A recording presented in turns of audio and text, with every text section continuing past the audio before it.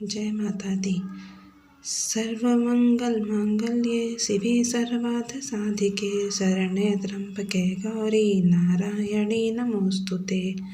सप्तदुर्गा सप्तशती कथा अध्याय 6वां अध्याय ध्रुमलोचन का वध। ध्यान। मैं सर्वज्ञेश्वर भैरव के अंक में निवास करने वाली परमोत्कृष्ट पद्मावती देवी का चिंतन करता हूँ। वे नागराज के आसन पर विराजमान हैं।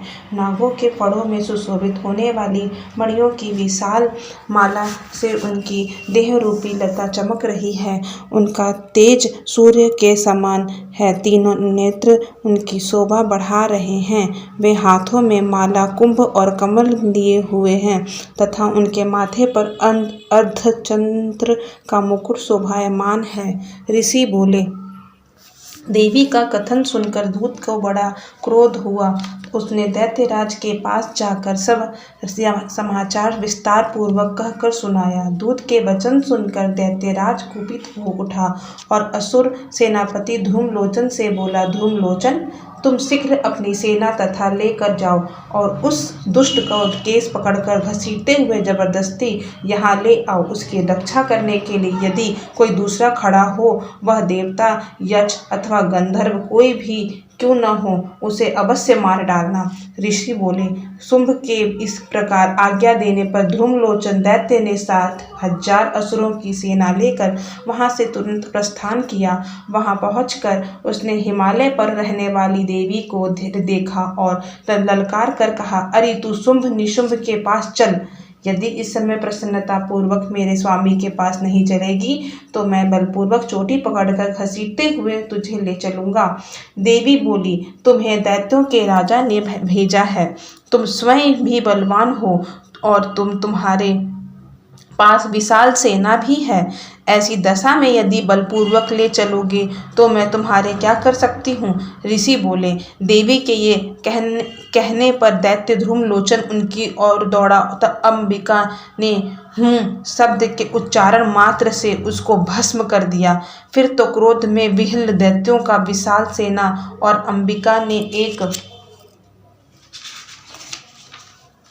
दूसरे पर तीखे बाणों, शक्तियों तथा फरसों की वर्षा आरंभ की। इतने में ही देवी का वाहन सिंह क्रोध में भरकर भयंकर गर्जना के गर्दन के बालों पर हिलाता हुआ और असुरों की सेना में कूद पड़ा। उसने कुछ दैत्यों की नखों की मारा से, कितनों को अपने जबड़ों के मार से और कितनों को ही महादैत्यों को पटक कर दाड़ों से जख्मी करके मार डाला। उस सिंह ने अपनी नखों में से कितनों के पेट फाड़ डाले और थप्पड़ मारकर कितनों के सिर पर धड़ से पृथक कर दिया।